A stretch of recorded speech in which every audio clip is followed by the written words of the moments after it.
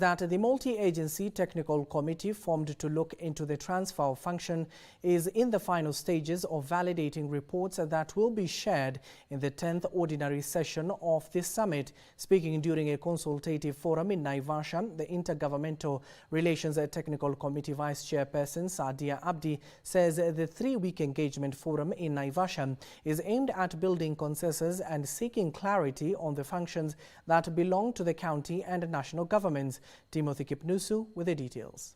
I know we have our own cognitive biases in terms of... The Intergovernmental Relations Technical Committee, Council of Governors and State Department for Devolution converge in Naivasha to finalize a report on the transfer of functions to county governments. And that is why we are here, to do another validation and to provide clarity where there was no clarity. It is here that the IGRTC Vice Chair Sadia Abdi stated they are finalizing on the implementation matrix that will inform how the exercise will be concluded. Implementation will be done in phases. It will also be done in a staggering manner so that we don't disrupt service to the common mwananchi. We are hopeful that we will be able to conclude in the next 2 weeks and maintain the deadline that we were given by His Excellency the President during the last summit. After that, we will be able now to sit and give it that which is required in terms of the roadmap on implementing the report that now will be touching on the resources. That will be the human resources, financial resources, the assets, and also the legislations, the laws that we think that are a clawback to devolution.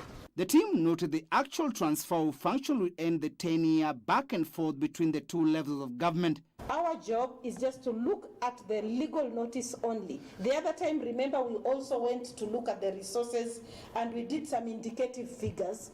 But this time we want to agree on the functions first, because before we can agree on what resources to follow the function, we have to agree on what this function is. So we believe that after this meeting, we'll be very clear, and the people involved will be satisfied with the functions that are devolved to them.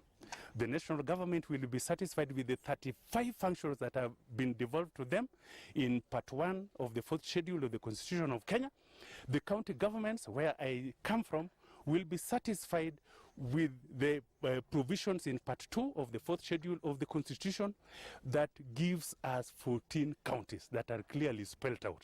At the same time, the Vice Chair dispelled fear there will be job losses if the report is adopted. This is one nation. When functions are devolved, fully devolved, resources follow the functions. When the resources follow the functions, one of the resources is a human resource.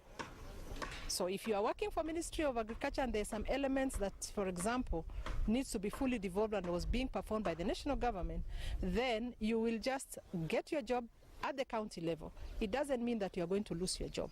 During the forum, stakeholders were urged to conduct civic education for Kenyans to understand their rights. So let us do it with a lot of objectivity, knowing we are doing it for generations to come. We need to bring all our stakeholders on board, the civil society, so that we enlighten the people of Kenya on their rights, on what belongs to them, the county government on their roles, their functions, and so that we commonly achieve the one objective and the one spirit of service delivery to the common mwananchi.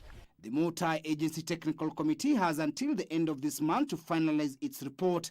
So you can see where now is. Timothy Kipnusu for Line Time News.